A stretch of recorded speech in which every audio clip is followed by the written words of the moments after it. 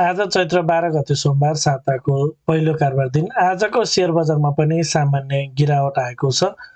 करिब 17 अङ्कले घटेर नेप्से इन्डेक्स 2031 बिन्दु आसपासमा आइपुगेको छ। कारोबार रकम 2 अर्ब 48 करोड भन्दा थोरै बढेको छ। आजको शेयर बजारको अवस्था के कस्तो रहेको छ, विभिन्न टेक्निकल टुल्सहरूको अवस्था के कस्तो रहेको छ, टेक्निकल्ली नेप्सेको मुभमेन्ट के कस्तो रहेको छ, समीक्षा गर्नको लागि सधैँ चाहिँ आज पनि नेप्से एनालाइसिस लिएर म उपस्थित भइसकेको छु।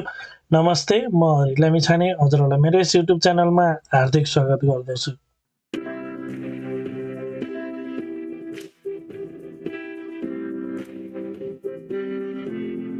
यस युट्युब च्यानल मार्फत मैले शेयर बजारसँग सम्बन्धित विभिन्न किसिमका भिडियोहरू लिएर आउने भएको हुनाले यदि हजुरहरूले अहिलेसम्म पनि मेरो च्यानल सब्स्क्राइब गर्नुभएको छैन भने कृपया च्यानल सब्स्क्राइब गरिदिनु होला र भिडियो पुरा हेर्नुभयो भने हजुरहरूले मैले भन्न खोजेको कुरा सबै सजिलैसँग बुझ्न सक्नुहुनेछ। शेयर बजार अत्यन्त जोखिमको क्षेत्र भएको हुनाले लगानीकर्ता स्वयंले गहन अध्ययन र अनुसन्धान गरेर मात्र आफ्नो कदमहरू चाल्नको लागि उचित हुन्छ। यो भिडियो नितान्त इन्फर्मेटिभ तथा एजुकेसनल पर्पजले तयार गरिएको हुँदा यस भिडियोको आधारमा आफ्नो ट्रेडिङ स्ट्र्याटेजी नबनाउनको लागि हार्दिक अनुरोध गर्दछु। स्क्रिनमा नेप्सेको प्राइस चार्ट देख्न सकिन्छ। आज पनि नेप्सेमा एउटा बियरिश क्यान्डल नै बनेको छ र केही दिन साइडवेज बसेर र अहिले चाहिँ बजार अघिल्लो कारोबार दिन र आज चाहिँ बजार डाउन साइडमा नै ब्रेक गरेको देख्न सकिन्छ। कारोबार रकम चाहिँ एकदम थोरै छ। अब आज तराई भोलि त्यसको अवसर पनि हुनसक्छ र अर्को कुरा भनेको बजार चाहिँ घट्दो क्रममा कारोबार रकम जहिले पनि कम पनि आउने गर्छ। सो आजको मार्केट पार्टिसिपेसन कम हुनलाई स्वाभाविक रूपमा लिन सकिन्छ। अब आजको इन्ट्राडे चार्ट हेरौँ। बजार ओपन भयो लगतै सुरुवाती चरणमा नै सार्प डाउनफल भएको देख्न सकिन्छ। त्यसपछि बजार केही माथितिर जाने प्रयास गरेको थियो तर खासै माथितिर जान सकेन। त्यसपछि पुनः बजार फेरि पनि तलतिर गएर आजको लागि डेलो लोएस्ट पोइन्ट क्रिएट गरेको देख्न सकिन्छ। त्यसपछि भने फेरि पनि बजार माथितिर जाने प्रयास गरेको थियो तर सार्प प्राइज हुन सकेन र फेरि पनि बजार फलै भएको छ। सदा चाहिँ अन्तिममा केही पोइन्ट्स सुधार भएको देख्न सकिन्छ।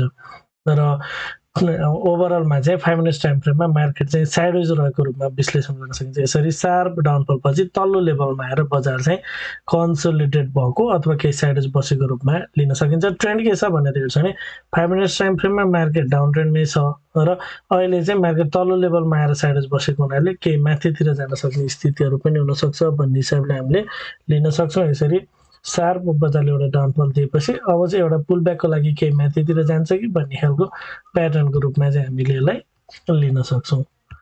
ओभरअलमा आजको 5 मिनट्स टाइम फ्रेमको चार्ट पुरै साइडवेज देखिन्छ। 15 मिनट्स टाइम फ्रेममा पनि सेम सिनारियो छ। एउटा सार्प डाउन पछि मार्केट तल्लो लेभलमा आएर साइडवेज नै बसिरहेको छ र 15 मिनट्स टाइम फ्रेममा ओभरअल ट्रेन्ड चाहिँ के छ भन्दा बियरिश ट्रेन्ड छ। जबसम्म मार्केट यो अगाडिको हाई 2091 भन्दा तल रहन्छ तबसम्म मार्केट चाहिँ डाउन ट्रेन्डमै रहनेछ। अहिले हामीले करेन्टली हेर्दा चाहिँ अगाडिको जुन लो छ यसलाई ब्रेक गरेर मार्केटले यो लेभलमा आएर चाहिँ लोअर लो फर्मेसन गरेको छ र अब चाहिँ मार्केट केही पुल ब्याकको लागि चाहिँ जान सक्छ भन्ने चाहिँ देखिएको छ। आगामी दिनमा बजार केही यसरी माथितिर चाहिँ जान्छ कि भन्ने खालको प्याटर्नमा चाहिँ रहेको हुन सक्ने बुझ्न सकिन्छ। सो मार्केटले एउटा लो फर्मेसन गरेपछि युजली पुल ब्याकको लागि जाने गर्छ।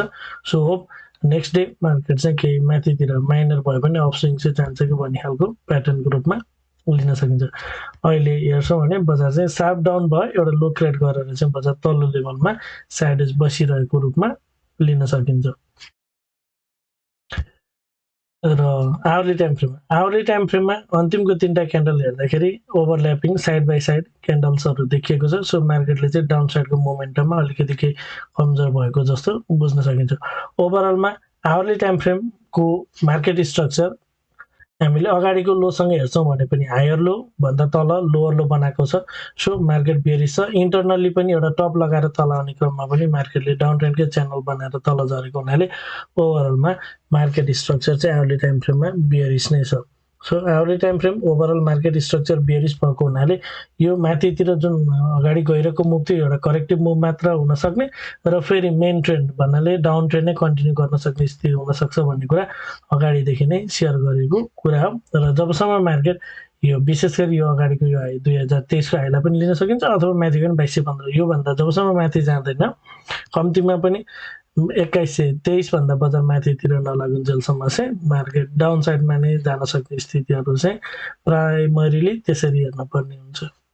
अहिले हेर्दाखेरि मार्केटको मोमेन्टम डाउन साइडमा देखिएको छ, तर ओभरअल करेक्सन कम्प्लिसन भएको इन्डिकेसन भने मिलिसकेको छैन र मार्केट अहिले तल आउने क्रममा एउटा चाहिँ टाइप अफ डिमान्ड लेभलमा चाहिँ मार्केट आइपुगेको हुनाले केही साइडवेज बसेको हुन सक्ने बुझ्न सकिन्छ।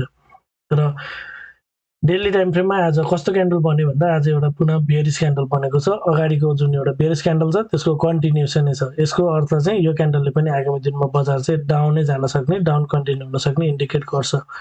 सो आजको क्यान्डलको इफेक्टले बजार केही तलतिर जान सक्ने इन्डिकेट गर्छ र मार्केट यसरी तल आउने क्रममा यदि बजार फर्किनु छ भने यो क्यान्डलबाट चाहिँ फर्किनुपर्छ भन्ने कुरा थियो 2017 देखि 2040। सो बजार चाहिँ यो लेभलमै छ अहिलेसम्म। यदि 2017 भन्दा तल नगइकन माथितिर जान्छ भने केही मार्केट माथितिर जान सक्ने स्थितिहरू बन्छ भने यो लेभलबाट चाहिँ तलतिर जान्छ भने फेरि पनि बजार चाहिँ तलतिर जान सक्ने स्थितिहरू डाउन कन्टिन्यू हुन सक्ने हुन्छ। अहिले चाहिँ टाइप अफ डिमान्ड लेभलमा रहेको छ। यो लेभलबाट केही चाहिँ माथितिर रियाक्सन जान पर्ने हो कि भन्ने रूपमा चाहिँ यसलाई लिन सकिन्छ। ओभरअल हाउरली टाइम फ्रेममा पनि अहिले पछिल्लो समय हेर्छौँ भने 8 दिनदेखि लगातार बजार घटिरहेको छ। यसले चाहिँ पक्कै पनि पोजिटिभ मोमेन्टम, पोजिटिभ सेन्टिमेन्ट भन्दा पनि एउटा पुनः बेयरिश सेन्टिमेन्ट नै हाबी छ मार्केटमा भन्ने चाहिँ यसले इन्डिकेट गर्छ। लगातार केही दिनदेखि बजार घटिरहेको हुनाले एउटा माइनर अपस्विङको चाहिँ रफली पनि हामी अनुमान गर्न सक्छौँ। एउटा जानकारी, यदि हजुरहरू स्मार्ट मनी कन्सेप्ट एसएमसी को कोर्स गर्न चाहनुहुन्छ भने, भेरी एडभान्स लेभलको टेक्निकल एनालाइसिसको कोर्स गर्न इन्ट्रेस्टेड हुनुहुन्छ भने कृपया स्क्रिनमा देखाएको नम्बरमा सम्पर्क गर्नुहोला। साथै यदि हजुरहरू मेरो सल्लाहमा सेयर खरिद बिक्री गर्न चाहनुहुन्छ भने पनि यही नम्बरमा सम्पर्क गर्न सक्नुहुनेछ। 9863805867 यसमा कल, मेसेज अथवा व्हाट्सएप गर्न सक्नुहुनेछ। अब कन्क्लुजनतर्फ जानुपर्दा डेली टाइम फ्रेममा लगातार केही दिनदेखि बजार घट्दो क्रममा देखिएको छ। आजको क्यान्डल हेर्दा नि बजार डाउनै जान्छ जस्तो देखिन्छ। आवरली टाइम फ्रेममा पनि एउटा इम्पल्सिभ डाउनपछि बजार साइडवेज बसिरहेको छ। करेक्सन कम्प्लिसन भएको इन्डिकेसन मिलिसकेको छैन।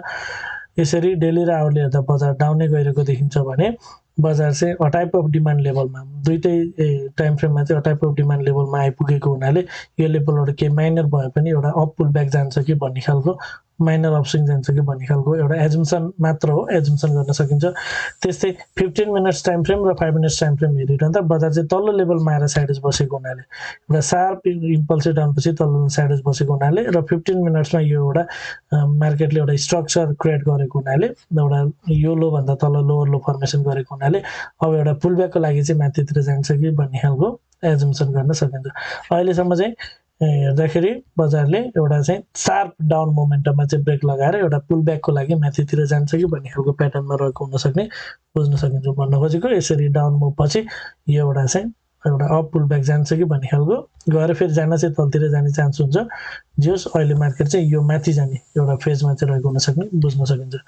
हजुरहरूलाई मेरो एनालाइसिस, मेरो प्रेजेन्टेसन के कस्तो लागिरहेको छ कमेन्टमा जानकारी गराइदिनु होला। यदि मेरो एनालाइसिस मन परिरहेको छ र हजुरहरूलाई केही सक परिरहेको छ भने भिडियोमा एक लाइक भने अवश्य गरिदिनु होला। मलाई केही सल्लाह सुझाव अथवा प्रतिक्रिया छ भने कमेन्ट मार्फत दिन सक्नुहुनेछ। पहिलो पटक यो भिडियो हेर्दै हुनुहुन्छ भने च्यानल सब्स्क्राइब गरेर नियमित रूपमा जोडिनु होला भन्न चाहन्छु। हवस् त, धन्यवाद, नमस्ते।